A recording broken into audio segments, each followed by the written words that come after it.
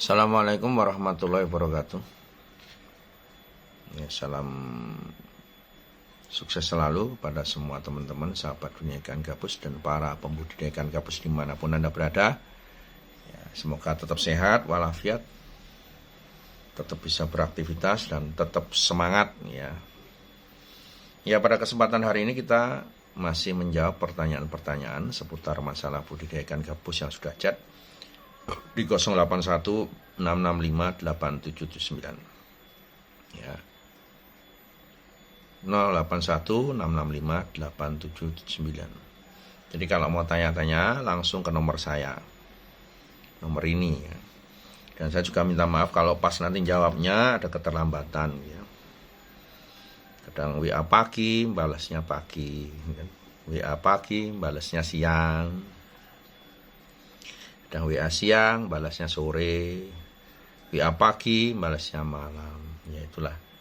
Kadang memang karena aktivitas saya yang kadang lebih banyak di jalan ya. Saya nyetir, kadang perjalanan 6 jam, 8 jam, kadang 7 jam, 12 jam ya. Kadang masih berada di perjalanan, jadi belum bisa membalas WA semua pemirsa dunia ikan gabus. Tapi walaupun terlambat, saya berusaha akan menjawab semua pertanyaan-pertanyaan yang masuk seputar budidaya ikan gabus. Ya, termasuk menjawab semua masalah-masalah, bukan hanya masalah ikan gabus ya. Jadi ada yang komplain-komplain dari mitra, ya, komplain-komplain atau bully-bulian, ya itu saya akan menjawabnya juga nanti di pasti saya jawab ya di WA maupun di medsos YouTube-nya. Baik, saya ingin menjawab pertanyaan dari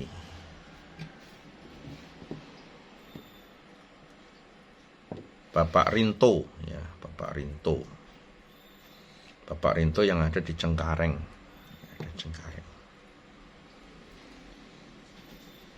Salam sukses Pak Suwandi, salam sukses dunia ikan gabus ya. Ya sukses selalu Pak untuk Bapak juga. Saya mau menanyakan masalah pembesaran Pak, pembesaran ikan gabus. Ya, selama ini saya sudah melakukan pembesaran bibit ikan gabus yang memang saya dapatkan dari tangkapan alam. Cuman yang saya perhatikan Pak, sejak larva kecil itu saya ambil, kemudian saya beri makan berupa cacing sutra, itu ternyata bibitnya kok besar kecil ya Pak. Bahkan kalau akhir-akhir ini sudah berusaha 3 bulan, bibitnya ada yang dimangsa oleh teman-temannya karena ikannya besar kecil, ada yang besar, ada yang kecil, tidak bisa merata Pak. Mungkin ada saran Pak untuk agar saya membuat bibit pembesaran saya bisa lebih merata, mengingat saya mengambil bibitnya waktu masih hitam Pak, masih barusan menetas dari perairan umum. Ya, saya ingin hasil tangkapan saya ini menjadi tempat saya belajar agar saya bisa berhasil membesarkan ikan gabus ya. Mohon penjelasannya Pak, biar bagaimana ikan gabus saya bisa ukurannya rata-rata hampir sama. Terima kasih Pak. Jadi kalau ikan gabus yang ditangkap dari alam, ditangkap dari alam itu kan tadi Bapak sampaikan masih masih larva ya, masih larva. Makanya saya sering sampaikan di YouTube saya, ikan gabus itu saat masih larva dia kan hidupnya bergerombol ya, bergerombol.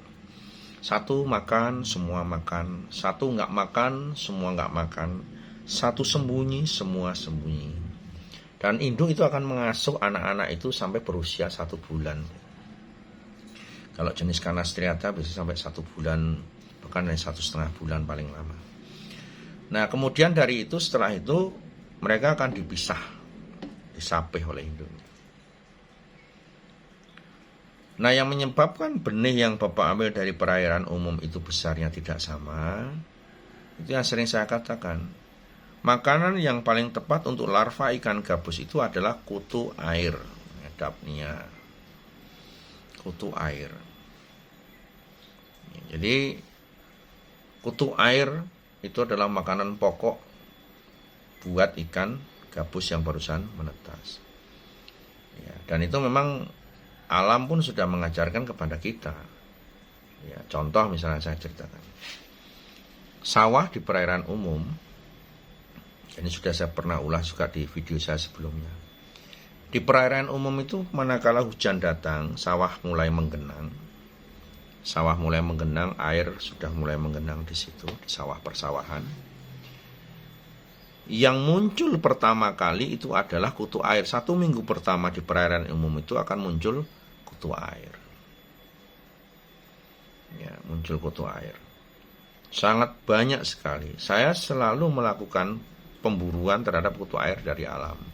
Yang kemudian saya kumpulkan, saya masukkan ke dalam plastik, kemudian saya masukkan ke dalam freezer untuk cadangan makanan di kemudian hari. Nah, saat di perairan umum itu kutu air mulai tumbuh, ikan petik menetas, ikan lele lokal menetas, ya, ikan gabus liar menetas, ikan hampala menetas, ikan sepat menetas, ikan wader putih, wader pari akan menetas. Semua jenis ikan yang ada di perairan umum itu akan menetas serempak. Ya, di mana alam sudah menyediakan pakan, larva itu mulai menetas semuanya. Ya, jadi ya, Tuhan Yang Maha Esa sudah menciptakan makanan buat ikan-ikan itu. Nah, setelah 1 minggu sejak mereka menetas, mulailah mereka hidup mencari makan sendiri, dan larva itu sudah mulai besar-besar, ya, paling sebesar kuku kelingking orang dewasa. Sehingga apa? Mereka sudah bisa mencari makanan sendiri. Dimana sebelumnya makanannya berupa kutu air. Nah, disitulah kehidupan larva-larva itu bertumbuh dengan maksimal. Hasilnya bagus sekali. Makanya ini saya gunakan teori ini untuk ikan gabus saya. Semua mitra yang melakukan pembenihan itu wajib menggunakan kutu air sebagai makanan larvanya. Nah, karena memang mulutnya yang kecil, ya, itu bisa hanya memakan kutu air. Manakala diberi makanan yang lebih besar, itu ikan itu tidak mau makan. Misalkan cacing sutra. Cacing sutra itu juga besarnya tidak sama. Ya, apalagi barusan menetas diberi cacing sutra, pasti tidak akan bagus hasilnya. Makanya karena kutu air itu berwujudnya adalah butiran hidup, makanya semua bisa kebagian saat makan. Nah, kalau diberi cacing sutra, itu pasti, ya, cacing sutra itu kalau larvanya kuat narik-narik yang kecil, pasti dia kebagian makanan. Tapi bagi larva ikan yang belum kuat narik-narik cacing atau memutus cacing, itu dia tidak akan mendapatkan makanannya. Makanya nanti dalam proses budidaya pembesaran dari larva sampai jadi bibit umur 1 bulan atau 2 bulan menggunakan cacing sutra, pasti hasilnya bibitnya bisa dipastikan besar kecil. Ukurannya tidak merata. Ya, bisa ada 3-4 ukuran di situ. Makanya saya sering katakan ke semua mitra yang pembenihan, kutu air itu wajib. Sudahlah, kalau memang kalian pengen berhasil dalam proses pembenihan, ikuti saja aturan yang sudah ada. Saya sudah menjalaninya selama 17 tahun. Ya. Dan kami tidak akan menggelincirkan mitra agar tidak berhasil. Sekarang kutu air kan tidak usah beli. Kenapa Anda harus membeli? Kita bisa produksi sendiri kan. Nah, banyak mitra yang berhasil juga mau mengikuti arahan-arahan dari kami dalam proses budidaya ini. Tetapi juga ada yang menyepelekan kutu air, ya, sehingga mereka gagal dalam proses pembesaran benih. Bertelur, hidup, mati. Bertelur, hidup, mati. Ya. Jadi ini ya Pak ya. Jadi dalam proses pembesaran 3 bulan terakhir itu yang paling utama Pak dalam proses pembesaran ikan gabus. Pertumbuhannya 3 bulan pertama itu sangat cepat. Makanya pakan yang diberikan biasanya proteinnya kalau yang masih barusan tebar kan menggunakan PF itu, yaitu mencapai lebih dari 50% kan. Ya, makanya dalam proses budidaya ini perlu diperhatikan ya, memang untuk masalah pakan kutu air itu diusahakan wajib dan selalu ada. Kan sudah saya sarankan, misalnya PF kutu air 15 hari, minggu ke-3 menggunakan PF 500, minggu ke-4 menggunakan PF 800. Ya, jadi nah setelah mencapai PF 800 atau PF 1000 itu biasanya larva itu akan besarnya hampir sama, Pak. Nah, ini akan berdampak pada proses pembesaran selanjutnya. Nah, kalau bibitnya saja sudah besar kecil, ya sudah.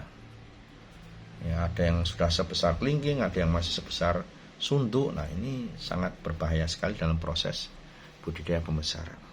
Ya, ini sekedar sharing, mudah-mudahan bermanfaat, Pak, ya. Karena bagaimanapun namanya pembesaran ini memang yang menjadi masalah sering biasanya dari benih awalnya. Benih awalnya sudah rata pun kalau dalam proses pembesaran kok pemberian makannya itu kurang, tetap nanti akan ada yang besar kecil. Ya Pak, silakan dicoba, nanti mudah-mudahan bermanfaat dan sukses selalu. Ya, Assalamualaikum warahmatullahi wabarakatuh.